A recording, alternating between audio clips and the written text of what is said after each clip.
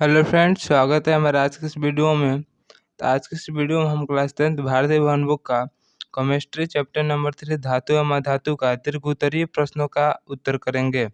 इसके पिछले वाले वीडियो में हम सभी लघु-उत्तरीय प्रश्नों का उत्तर कर लिए थे। तो आज की इस वीडियो में हम दीर्घ-उत्तरीय प्रश्नों का आंसर करेंगे। चैप्टर का नाम है धातु एवं अधातु। अगर आप हमारे चैनल पर नए हैं तो मेरे चैनल को सब्सक्राइब करके बेल आइकन कॉल पर सेट कर लें ताकि मैं जो कुछ वीडियो बनाता हूँ उसका नोटिफिकेशन आपके पास पहुंचता रहे। और मेरा वीडियो अच्छा लगे तो मेरे वीडियो को लाइक करें, अपने दोस्तों के पास अधिक से अधिक शेयर करें। चलिए वीडियो को स्टार्ट करते हैं। तो दीर्घोत्तरीय प्रश्न का पहला क्वेश्चन है कि इलेक्ट्रॉनिक विन्यास के आधार पर तत्वों को धातु एवं अधातु में किस प्रकार वर्गीकृत किया जाता है, उदाहरण सहित समझाएं। इलेक्ट्रॉनिक विन्यास के आधार पर हमको बताना है कि तत्व को धातु एवं अधातु में किस प्रकार से वर्गीकृत किया जाता है। आंसर है कि इलेक्ट्रॉनिक विन्यास के आधार पर तत्वों को धातु एवं अधातु में वर्गीकृत किया जाता है। इलेक्ट्रॉनिक विन्यास के आधार पर तत्वों को धातु एवं अधातु में वर्गीकृत किया जाता है। इसके लिए इलेक्ट्रॉनिक विन्यास लिखा जाता है। इसके लिए इलेक्ट्रॉनिक विन्यास को लिखा जाता है। यदि अंतिम कक्षा में 1 या 2 या 3 इलेक्ट्रॉन हो तो वह धातु होगा। यदि किसी भी तत्व या परमाणु के कक्षा में उसके अंतिम कक्षा में यदि 1 या 2 या 3 इलेक्ट्रॉन रहता है तो उसे वह तत्व जो है वह धातु होगा। कैसा होगा? धातु होगा। जैसे सोडियम का परमाणु संख्या 11 होता है और इसका इलेक्ट्रॉनिक विन्यास 2, 8 और 1 होता है। इसका अंतिम कक्षा में 1 इलेक्ट्रॉन है, इसलिए सोडियम क्या है? तो धातु है। इसी प्रकार मैग्नीशियम है, तो मैग्नीशियम का परमाणु संख्या 12 होता है। इसका इलेक्ट्रॉनिक विन्यास 2, 8 और 2 होता है। इसका अंतिम कक्षा में 2 इलेक्ट्रॉन है, इसलिए यह भी मैग्नीशियम तत्व जो है वह एक धातु है। फिर है एल्युमिनियम। एल्युमिनियम का परमाणु संख्या 13 होता है। इसका अंतिम कक्षा में 3 इलेक्ट्रॉन है, इसलिए एल्युमिनियम तत्व जो है वह भी धातु है। अब देखते हैं कि अधातु को किस प्रकार पहचानते हैं। तो हमने देखा कि धातु को किस प्रकार पहचाना जाता है। तो जिस तत्व या परमाणु के अंतिम कक्षा में 1 या 2 या 3 इलेक्ट्रॉन रहता है वह धातु कहलाता है। और यदि किसी तत्व या परमाणु के अंतिम कक्षा में 4 या 5 या 6 या 7 या 8 इलेक्ट्रॉन हो तो वह तत्व अधातु होगा। कैसा होगा? अधातु होगा। जैसे कार्बन का परमाणु संख्या 6 होता है और इसके अंतिम कक्षा में 4 इलेक्ट्रॉन होते हैं, इसलिए यह तत्व अधातु कहलाएगा। फिर है नाइट्रोजन का अंतिम कक्षा में 5 इलेक्ट्रॉन होता है, इसलिए यह अधातु है। फिर है ऑक्सीजन का अंतिम कक्षा में 6 इलेक्ट्रॉन है, इसलिए यह भी अधातु है। फिर इस प्रकार क्लोरीन का अंतिम कक्षा में 7 इलेक्ट्रॉन होता है, इसलिए यह भी अधातु है। और है आर्गन, यानी इसका परमाणु संख्या 18 होता है, इसका अंतिम कक्षा में 8 इलेक्ट्रॉन होता है, इसलिए भी यह भी अधातु है। तो जिस तत्व या परमाणु के अंतिम कक्षा में 1 या 2 या 3 इलेक्ट्रॉन रहता है तो वह धातु कहलाता है। और जिस परमाणु या तत्व के अंतिम कक्षा में 4 या 5 या 6 या 7 या 8 इलेक्ट्रॉन होता है वह एक अधातु कहलाता है। अब हम अगला क्वेश्चन 2 नंबर की ओर बढ़ते हैं। क्वेश्चन 2 है, कारण सहित बताए कि धातुएं विद्युत की सुचालक और अधातुएं विद्युत की कुचालक क्यों होती है। तो बताना है कि धातु विद्युत की सुचालक और अधातुएं विद्युत की कुचालक क्यों होती है। तो आंसर है कि धातु के बाहरी कक्षा में प्रायः 1, 2 या 3 इलेक्ट्रॉन होता है। इसके कारण इसके परमाणुओं में मुक्त इलेक्ट्रॉन होते हैं जो विद्युत का संचालन करते हैं। यही कारण है कि धातु विद्युत की सुचालक क्यों होते हैं। तो धातु विद्युत की सुचालक क्यों होते हैं आपको समझ में आया होगा कि धातु का अंतिम कक्षा में 1 या 2 या 3 इलेक्ट्रॉन होते हैं। इसके कारण इसके परमाणुओं में मुक्त इलेक्ट्रॉन पाए जाते हैं जो विद्युत का संचालन करते हैं।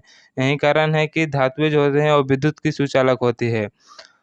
जबकि अधातु के बाहरी कक्षा में प्रायः 4 या 5 या 6 या 7 या 8 इलेक्ट्रॉन होता है।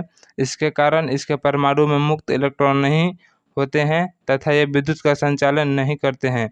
इसलिए यही कारण है कि अधातुएं विद्युत की कुचालक होती है। तो अधातु विद्युत की कुचालक क्यों होती है? क्योंकि इसका अंतिम कक्षा में 4 या 5 या 6 या 7 या 8 इलेक्ट्रॉन होता है जो कि इसके परमाणु में मुक्त इलेक्ट्रॉन नहीं होते हैं तथा ये विद्युत का संचालन नहीं करते हैं। यही कारण है कि धातु विद्युत की कुचालक होती है।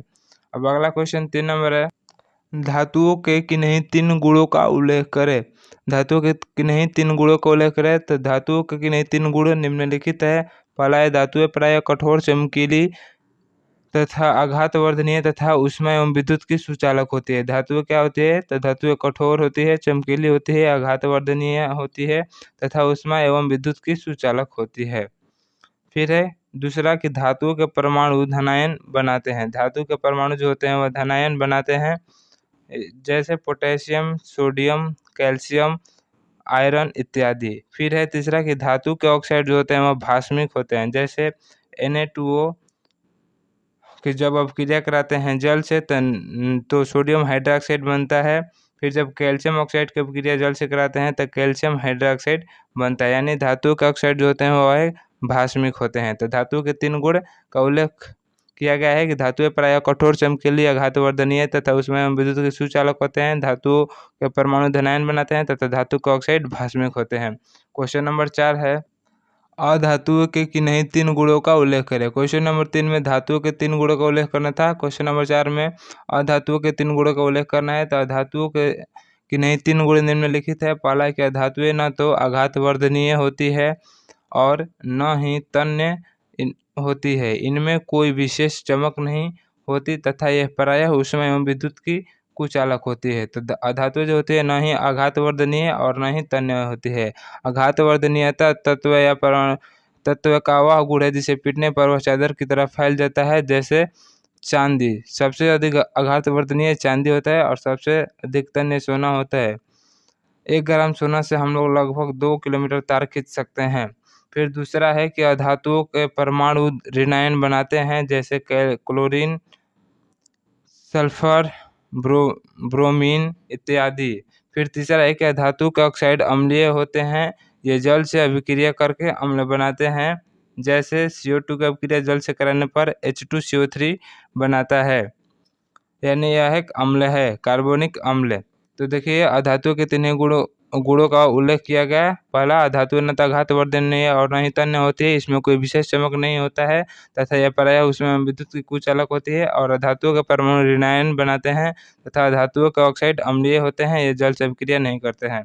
अगला क्वेश्चन नंबर 5 नंबर है जस्ता कॉपर सल्फेट के विलयन से तांबा को विस्थापित कर देता है, किंतु तांबा जिंक सल्फेट के विलयन से जस्ता को विस्थापित नहीं कर सकता है, क्यों? क्वेश्चन है कि जस्ता जो है वह कॉपर सल्फेट के विलयन से तांबा को विस्थापित कर देता है। कॉपर को ही तांबा कहा जाता है, किंतु तांबा जो है वह जिंक सल्फेट के विलयन से जस्ता को विस्थापित नहीं कर पाता है, क्यों? तो आंसर है कि जस्ता कॉपर से अधिक क्रियाशील है। जस्ता जो है वह कॉपर यानी तांबा से अधिक क्रियाशील है, इसीलिए यह कॉपर सल्फेट के विलयन से तांबा यानी कॉपर को विस्थापित कर देता है। लेकिन तांबा जो है वह कम क्रियाशील होने के कारण जिंक सल्फेट के विलयन से यह जस्ता यानी जिंक को विस्थापित नहीं कर पाता है। तो आपको समझ में आया होगा कि जस्ता जो है वह कॉपर से अधिक क्रियाशील है, जिस कारण यह कॉपर सल्फेट के विलयन से कॉपर को विस्थापित कर देता है, जबकि कॉपर जो है जस्ता की अपेक्षा कम क्रियाशील होने के कारण यह जिंक सल्फेट के विलयन से जिंक को विस्थापित नहीं कर पाता है। फिर अगला क्वेश्चन नंबर 6 है द्विधर्मी ऑक्साइड क्या है? द्विधर्मी ऑक्साइड के 2 उदाहरण दे। आंसर है कि कुछ धातु के ऑक्साइड अम्लीय एवं भास्मिक दोनों गुण दर्शाते हैं, ऐसे ऑक्साइड को ही द्विधर्मी ऑक्साइड कहते हैं। क्या है कि कुछ धातु के ऑक्साइड जो होते हैं वो अम्लीय एवं भास्मिक दोनों गुण को दर्शाते हैं, ऐसे ऑक्साइड को ही हम लोग द्विधर्मी ऑक्साइड कहते हैं। द्विधर्मी ऑक्साइड के 2 उदाहरण Al2O3 एवं ZnO है, यानी एल्युमिनियम ऑक्साइड एवं जिंक ऑक्साइड है। ये द्विधर्मी ऑक्साइड के उदाहरण है। फिर अगला क्वेश्चन नंबर 7 है कि भौतिक व रासायनिक गुणों के आधार पर धातु एवं अधातु में अंतर स्पष्ट करें। तो आंसर है कि भौतिक व रासायनिक गुणों के आधार पर धातु एवं अधातु में निम्नलिखित अंतर है। पहला है धातु। तो धातु जो होता है वह आघातवर्धनीय एवं तन्य होते हैं, जबकि अधातु आघातवर्धनीय एवं तन्य नहीं होते हैं। फिर दूसरा है कि धातु विद्युत का सुचालक होता है, जबकि अधातु विद्युत का कुचालक होता है। फिर तीसरा है कि धातु के परमाणु धनायन बनाते हैं, जबकि अधातुओं के परमाणु ऋणायन बनाते हैं। फिर चौथा है कि धातु के ऑक्साइड भास्मिक होते हैं, जबकि अधातु के ऑक्साइड अम्लीय होते हैं। तो ये 4 अंतर हुआ कि धातु आघातवर्धनीय एवं तन्य होते हैं, जबकि अधातु आघातवर्धनीय एवं तन्य नहीं होते हैं। दूसरा है धातु विद्युत का सुचालक होता है, जबकि अधातु विद्युत का कुचालक होता है। तीसरा है धातुओं के परमाणु धनायन बनाते हैं, जबकि अधातु के परमाणु ऋणायन बनाते हैं। चौथा है धातु के ऑक्साइड अम्लीय भास्मिक होते हैं, जबकि अधातु के ऑक्साइड अम्लीय होते हैं। क्वेश्चन नंबर 8 है कि वैद्युत अपघटन विधि से धातु का शोधन किस प्रकार किया जाता है। वैद्युत अपघटन विधि से धातु का शोधन किस प्रकार किया जाता है। आंसर है कि वैद्युत अपघटन विधि से तांबा, जिंक, एल्युमिनियम आदि धातुओं का शोधन किया जाता है। इसके लिए अशुद्ध धातु को एनोड रूप में एवं शुद्ध धातु के पतले छड़ को कैथोड रूप में इस्तेमाल किया जाता है।